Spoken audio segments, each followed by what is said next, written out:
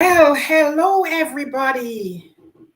Thank you so much for joining me today. We have a special guest in Elaine Powell. And before we even go into anything, I'm going to ask you to say hello in the chat. Let us know where you're joining us from. And you can also put your questions in the chat. I will be monitoring it today. So, Elaine, welcome and thank you so much for accepting my invitation Oh, to speak with me here on LinkedIn Live and tell us everything you know about, well, about first of TEDx and how we can speak on a TEDx platform or TEDx stage, actually. yeah. Well, first of all, thank you for having me on your platform.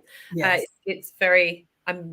I'm intrigued to do a LinkedIn Live because I've never done one before. So Oh, yay.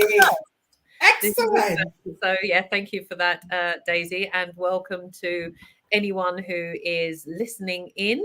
I don't know if I'll be able to share everything I know because that's more like a book Right. versus a 30-minute interview, but definitely we'll be able to share a lot about the behind the scenes, and also part of behind the scenes is writing your TEDx talk. So if you have any questions while I'm here, this is the time to get them answered.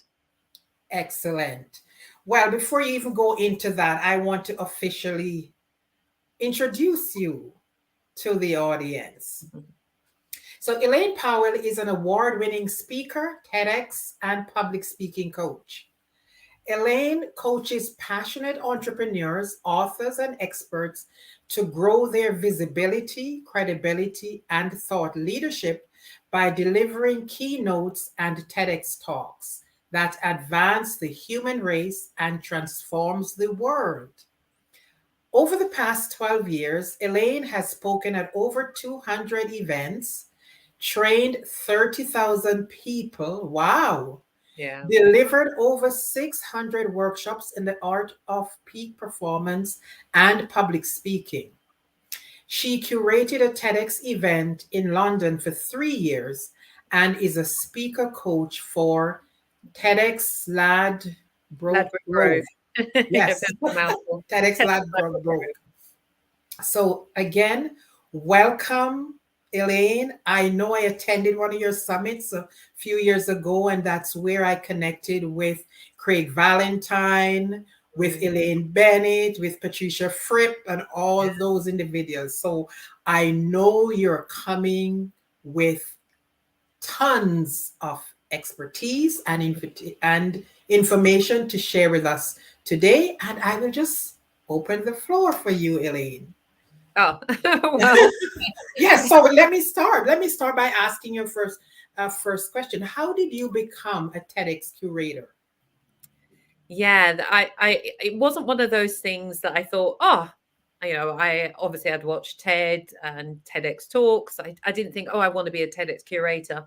I was doing a personal development course, and it was a 3-month course. And one of the remits of the course was that we had to go into our community and create leaders.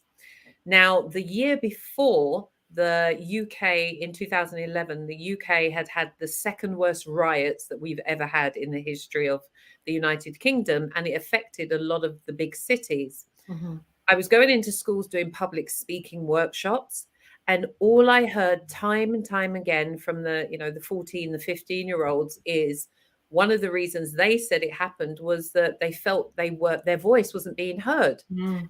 So there I was like, okay, I have a whole history of working with young people and young offenders. I'm a public speaking coach, I'm a Toastmaster. What's a wonderful platform. And that's how TEDx Youth Croydon was born, out of giving young people a platform to share their voice. Okay, great. Now, how did you go about creating, actually, like contacting TEDx, telling them you wanted to be a curator for them? How do you what are the steps you took to do that? So if you go to the TED website, TED.com, you'll be able to find a application form. I'm sure if you put it into the search bar, run TEDx events. I think there's attend it and actually run it as well. And then in a way, you have to go through a interview process, but it's more about a form that you fill out. And it really, TED and TEDx is about community, especially TEDx. Anything with the X means it's an independent organizer. And their remit is to make a difference in their community. Right. Whether it's TEDx Seattle or TEDx London. And you have to pick an area. Most of them are areas. Sometimes they can be, if they're business, they can be attributed to a business. But the majority of TEDx are an area. And you fill out the application form.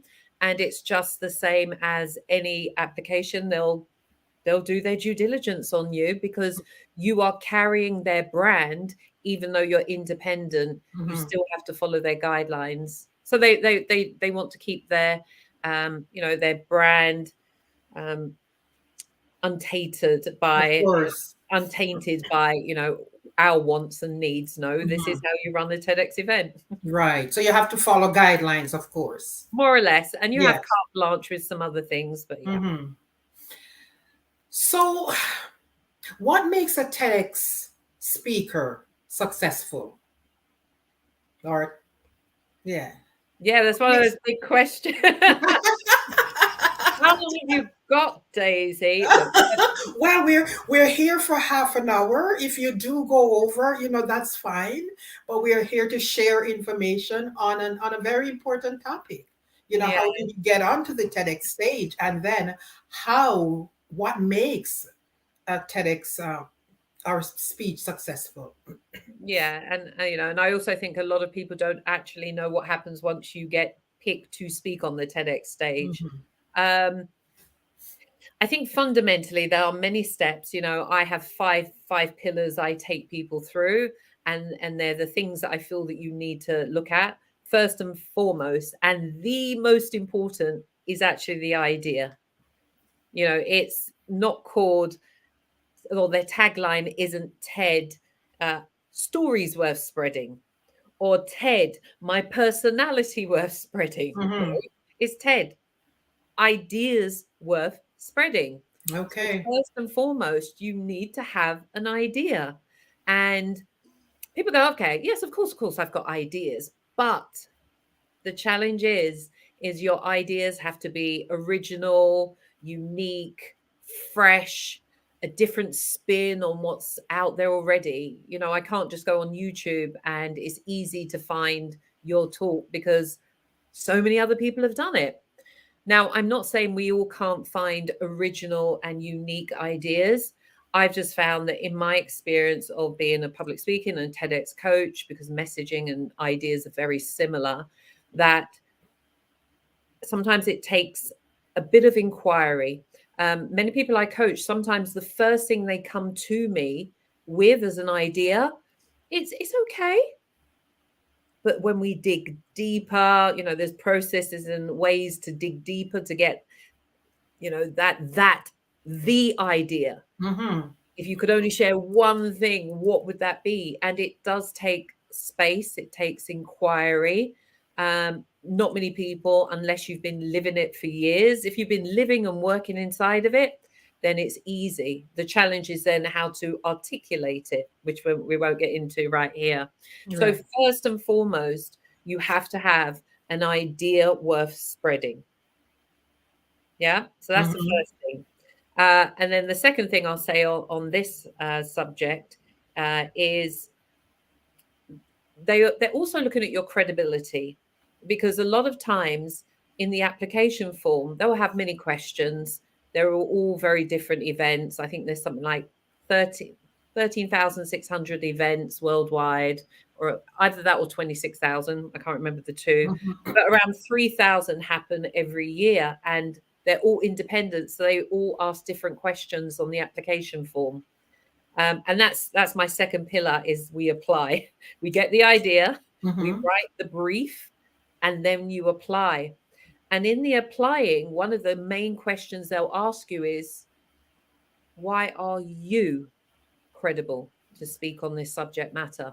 Mm-hmm. So if you've just picked an idea thinking, oh, I think I'm going to talk about this, don't really know if you're the most credible person to speak on that. Okay. And so therefore, in my opinion, having expertise, and expertise means you're an expert. You've got that 10,000 hours. Mm-hmm. You have maybe you've done research, or you've written a book about it, or you've worked with lots of clients. You've been immersed in that where that idea has come out of. So either your expertise, i.e. your credibility to speak on this subject, or we do find that someone's had an experience of some sort, and out of that experience has come a fundamental idea that has made a difference to other people in the world. Mm-hmm. So let me just follow up on that, because when you say you would have had, probably 10,000 hours of, speaking or something like that, that would exclude quite a few of us, though. No, not of speaking. 10,000. I think it was Malcolm Gladwell that said to be classed an expert in your field. Okay. It's 10,000 hours, not speaking. All right. I thought that was I thought that was one of the criteria, because that would certainly exclude, so many of us. So so continue. So you're talking about the 5 pillars, and so you don't need to be a speaker also to be accepted on TED stage or TEDx stage. They're not worried about that. Yeah, what a relief. Exactly, because they'll train you. Most of them will, some of them won't, but yes. we'll get onto that. So the first pillar is ideas, second pillar is apply, and then the third pillar in my process is writing, because you've got to write the speech, the talk. The fourth pillar is you have to perform it. It is a performance. You're not just reciting something. You have to perform. So a lot of times there is I can never say choreography. Choreography. Yes. I can still never say it. And that's where we break down the talk itself, and we can talk more about the talk. And then my last pillar is leverage. What are you going to do with it afterwards? Okay, great. And what was that was the last? Ideas, by writing, performance, and leverage. Okay. All right. So this brings me to my next question. How long should a TEDx talk be? Well, the max it can be is 18 minutes. So okay. You've got from 0 to 18 minutes. Obviously, we do say the shorter, the better. It's, I know it's very challenging for many people to get all they want to say in 12 minutes or 15 minutes or 18 minutes. But, TED has obviously worked out the optimum time for people's attention. And also to get the message across is more or less, we could say 20 minutes, because a lot of times speakers will give a 20-minute talk somewhere. So they've just cut off a couple of minutes and made it 18 minutes. So we'd say the shorter, the better. Okay. And let me follow up with this, because I know I was listening to you on one of your webinars recently, and you mentioned something about how many, depending on how many minutes you're going to be speaking for, it comes with like so many hours preparation. And that kind of hit me. I was thinking, are you kidding me, Elaine? 5 minutes, a 5-minute speech will take X number of hours preparation. So tell us a little bit more about that. Yeah. So potentially, we can jump into the question, because this ties into the question of what happens once you've been accepted on a TEDx. Okay. Stage. All right. Well, go ahead and just incorporate that into it. Yes. Yeah. I think the rule, one of the rules we have in public speaking is for every minute of a presentation is an hour of preparation. So if you're doing a 60-minute presentation, then really, realistically, you should be spending 60 hours on it. Now, I know that, wow. I know. When you work for somebody else, that's like, I haven't I have not got that time, so I totally understand. But if it's easier in a way if you work for yourself and you do go out speaking, because speaking is, as we say, or I got this phrase from Fabian Fredrickson, speaking is the fastest way to cash. Because you get in front of your ideal clients in the quickest time, and they get to know, like, and trust you. So getting back to the time frame, I can't remember which speaker recently. It was actually in Clubhouse. It was in a debrief room around TED 2022. And one of the speakers was in that Clubhouse room. And she said that she spent 40 hours. Her talk was 7 minutes, and she spent 40 hours. Wow. So that's more or less 7, 14, 21, 28, 35. That's more or less 6 hours per minute. Per minute. And you want to, I totally agree with that. Yeah. And that's why they look outstanding and they're so engaging, because people have put the time and the attention it deserves. And one thing I want to say about this, and I think it will reframe how some people think about speaking and TED and TEDx. For me, speaking is performance. Yes, so you said that before. Yeah, if we had the categories of acting, dancing, singing, would we expect somebody to go and do a performance in front of people and they've never been trained? They don't practice, they don't get feedback. They train themselves. Why? Just because we think we can speak, because we do speak, we think we can speak. Yes. And for me, it's not even just it's about the audience. It's their time. It's their attention. Yes. If you're not actually paying dividends to spend time on this art form, you cannot expect the results. Wow. I know, I feel like I'm telling people off, but I do feel that because we can speak, people think, I can actually, I was at an event a couple of weeks ago, and majority of people speaking, I could tell they hadn't trained.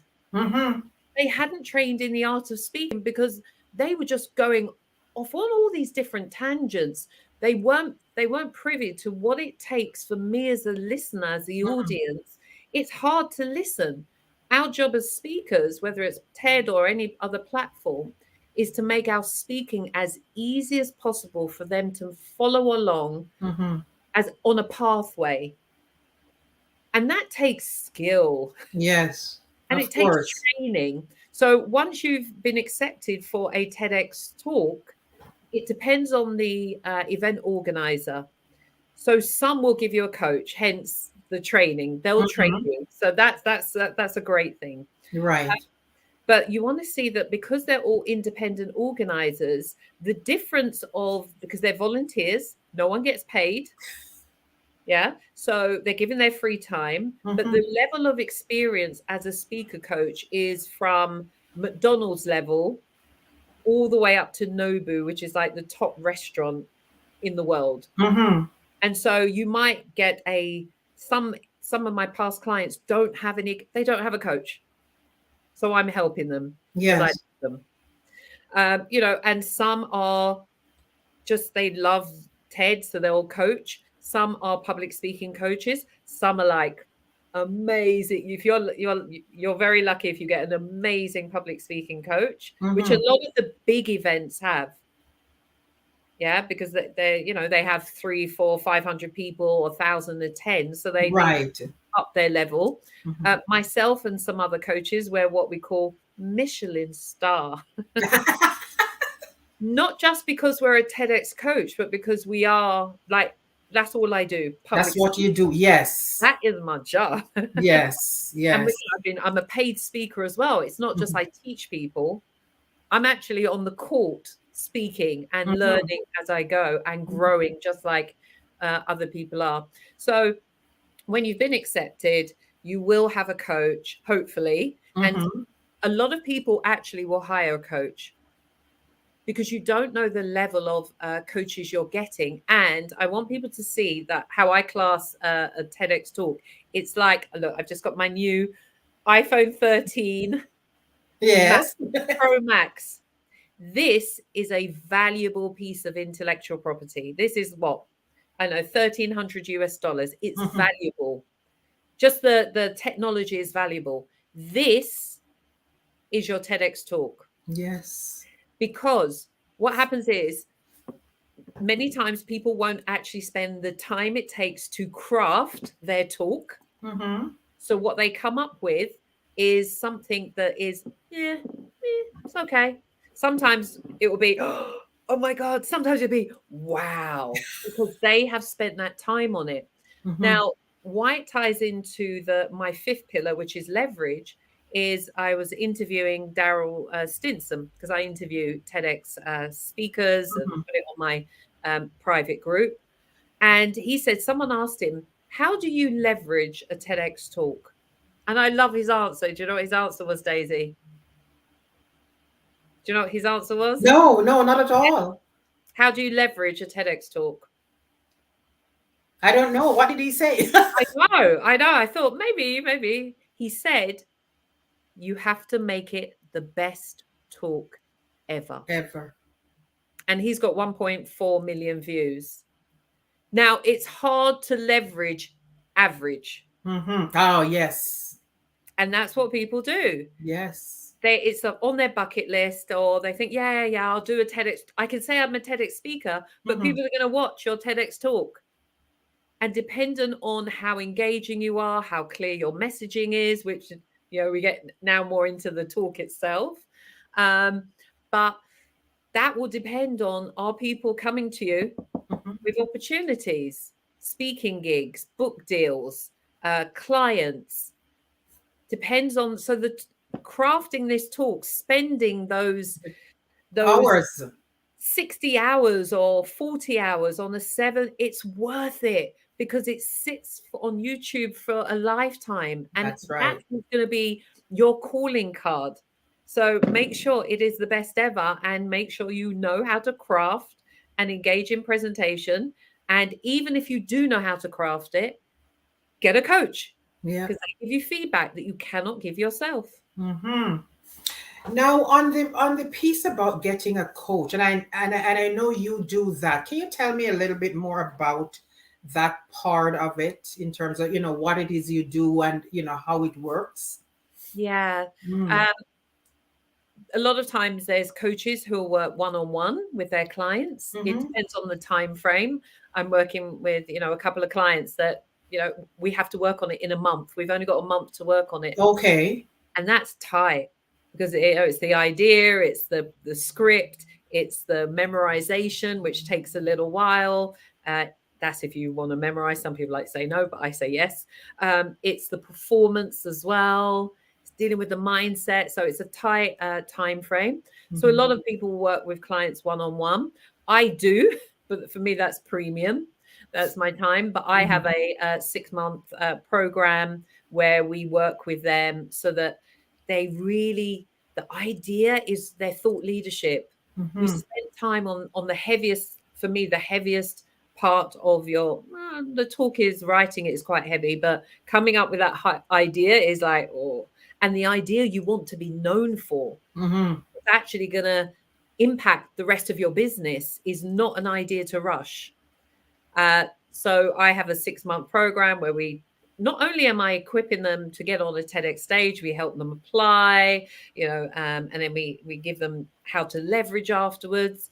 It's equipping them with a skill that will make them hundreds of thousands of dollars in their lifetime if they utilize it, which is the art of speaking, because all thought leaders and those who want to be visible have to speak.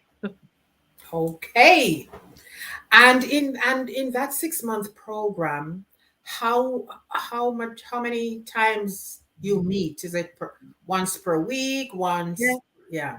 Yeah, I mean, they've got access to me. I'm one of those coaches I can't help. I give my heart. Oh, okay. Yeah, they have to win. If my clients don't win, I don't win. Yes. So yeah, we've got the online platform where we talk. We've got the weekly calls. I'm in their messenger. Like, okay, the application's due, please submit it. So I'm always holding them accountable because I have to get them to win. And I know, a lot of times people will come to coaches and be on programs because it's not so much about the money, it's about the time. Yes.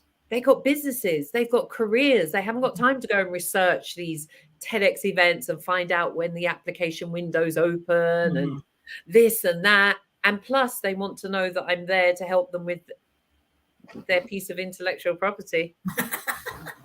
Their $1,300 iPhone. Exactly. And actually, it's not even the 1,300 iPhone. This technology, yes, millions. Yes. True. True. Yes. So you may have covered part of this already, but I understand that TEDx events, they're not speaking competition really.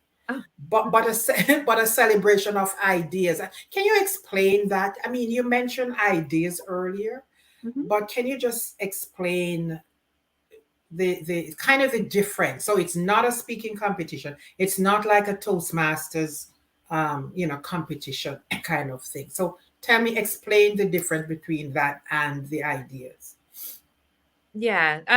So I think clearly, I hopefully the example I will give will answer that. If not, tell me.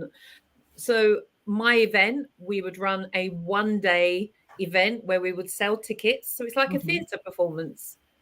We'd sell tickets and we'd have a show run who's opening. And then we had, I think, 14 speakers who would, I think we'd have three segments with intermissions.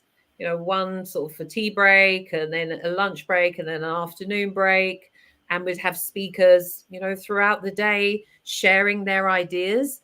At the time, I think we had to show 2 TED videos as well, like a cinema. So I got to watch that. We had a theme.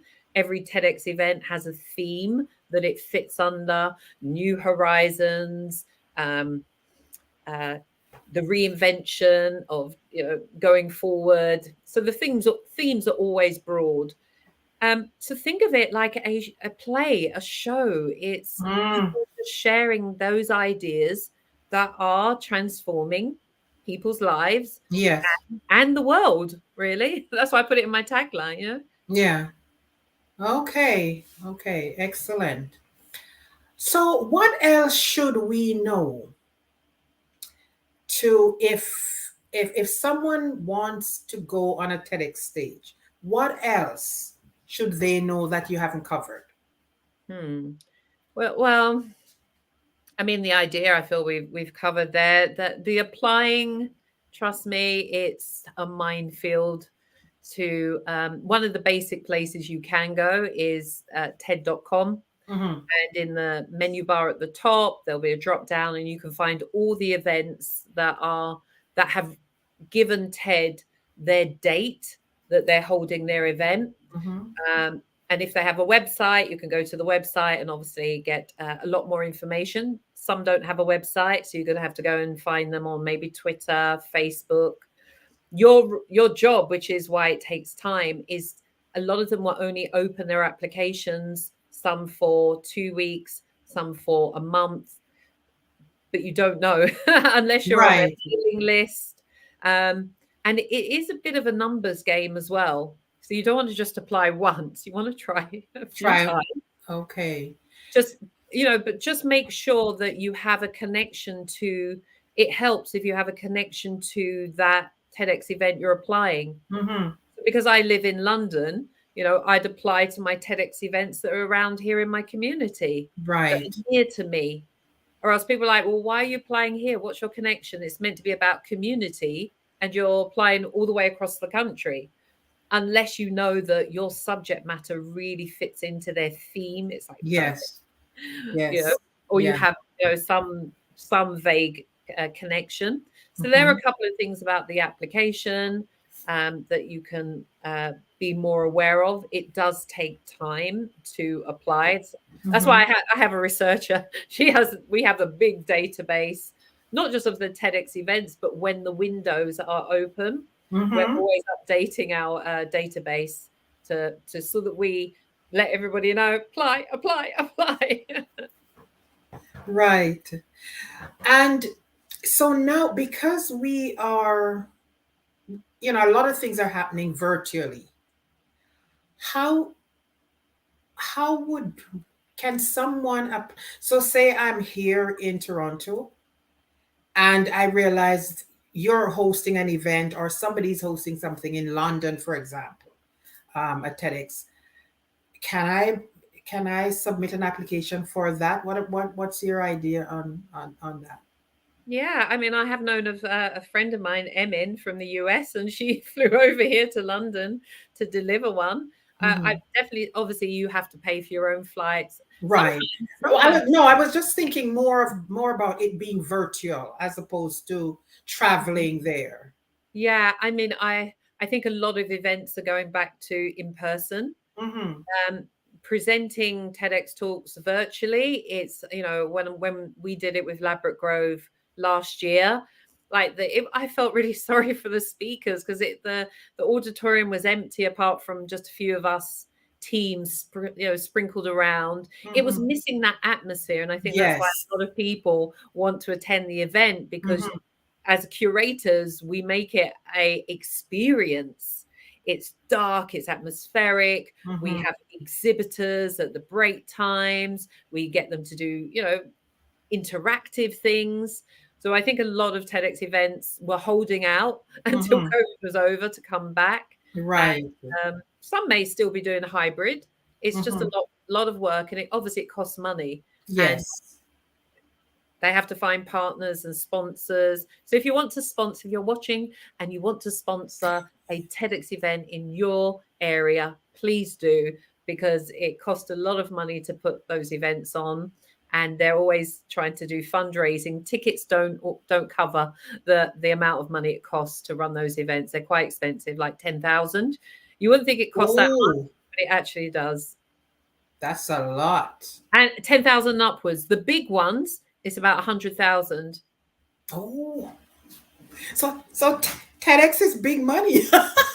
Well, remember, it's all charity. It's all non-profit. Yes, well, but yes, that's true. But if you're running a big event, you've got the venue. If they haven't done it in kind, you've got production, which costs a lot. You've got T-shirts, merchandising, food, online platforms, logo, lanyards. It just adds up. Oh boy, wow! So you must have had a great team for you to be a TEDx curator for 3 years. Yeah, my first year, like everybody, was a year of learning. And but I feel like I was smart. I thought, okay, I need speaker coaches, because if you don't coach the speakers, and I thought, Toastmasters.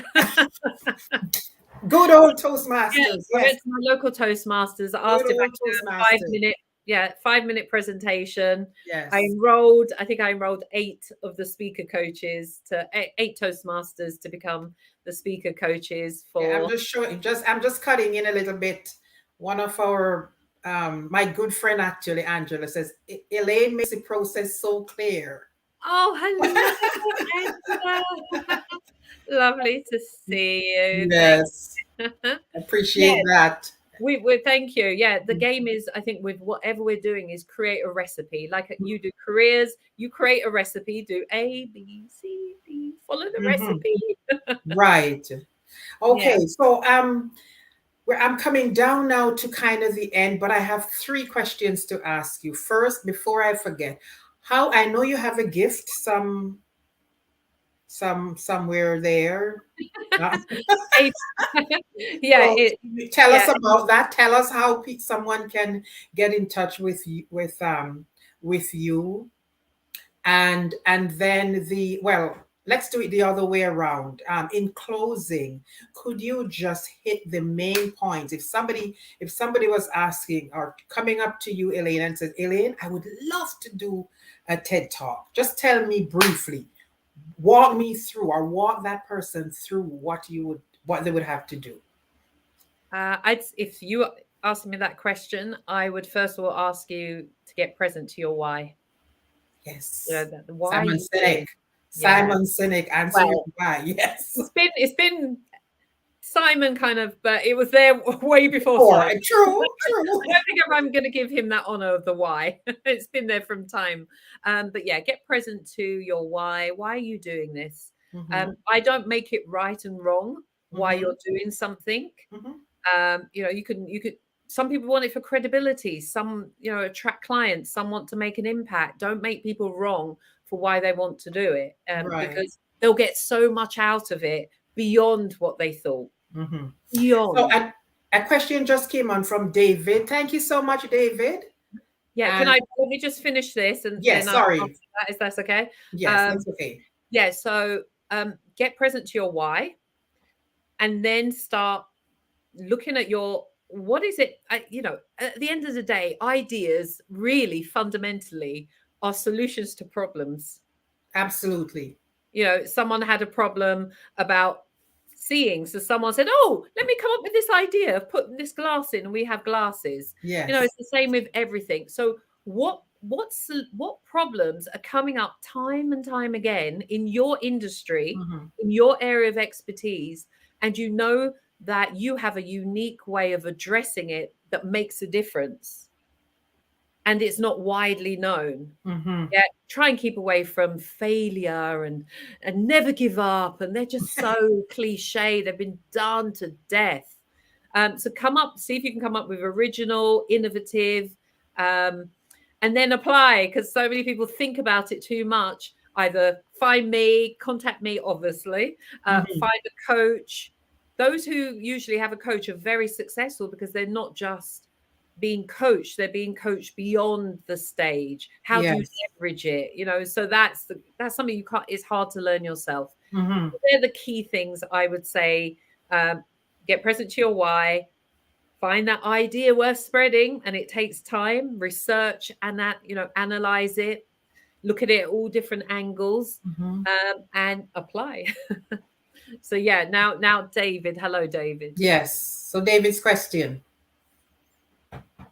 Yeah. Oh, if there is a TEDx talk in a community where I live and I want to be a speaker, how can I get involved? Yeah. So first of all, hello, David. Thank you for your question. I would first of all go online and just Google the area, because they're usually, TEDx Pittsburgh or TEDx Broadway. So they'll usually have a name of some sort. Find them. And see, some of them will have a website, some do, some don't. But definitely, if you can't do that, or if you can't find them on Google, go into TED.com. So I'm going to help you out here, David. I'm going to give you exact instructions. Go to TED.com. On the menu bar at the top, they've actually got attend, and they've got the conferences to attend, or the drop down one that says TEDx events. Find and attend local independent organized events, and you can go in there, put in TEDx, whatever you need to put in, and it will either come up or not. But then a lot of times, if they have a website, they're going to have speaker. Some of them have a rolling application form, which means that, there's no opening, there's no ending. So you can apply anytime. Some of them, they say, look out for the applications to be open. You have to keep an eye out. Or you can go into their newsletter. And when you're in the newsletter, hopefully then they'll give the shout out for when the speaker applications open. Or if you know someone who knows someone who knows someone. Who knows someone. That's networking. That's how a lot of people do get their TEDx talk. Thank you for the question, David. Hopefully that answered it. Okay. Thank you. Thank you so much for answering that. So I put the website in. Is it TED.com or is it TEDx.com? Oh, TED.com. TED.com. Okay. Yeah. And here's my, it's a workbook of mine, 5 mistakes people make when wanting to get on the TEDx stage and how to fix it fast. Okay. And how would they get that? I've just put it in the chat box. Oh, did you? Oh. I'm a quick. Yeah. Great. I don't think, have I put it in the private one chat with can you see it in the main? Can you put it in the? It's in the, know what, I will just create a banner for that. I can't put it in the main one. Yes, it did say private. So let me just create a quick And banner. and it's mindspeak.uk/ideas, or find me at mindspeakacademy.com. Okay, so it's right there. No. Someone says it hasn't come up. Okay, so I'm showing it now. Oh, yes, you've got it on the screen. It's probably, yes, it's on the screen. It probably didn't come up in the comment, but it's on the screen, and I leave it there for a while. Okay, fabulous. Okay. And so, Elaine, if somebody wants to get in touch with you, do they go to this website, or do you have an Instagram account? Do they connect with you on LinkedIn? How do they get in touch with you?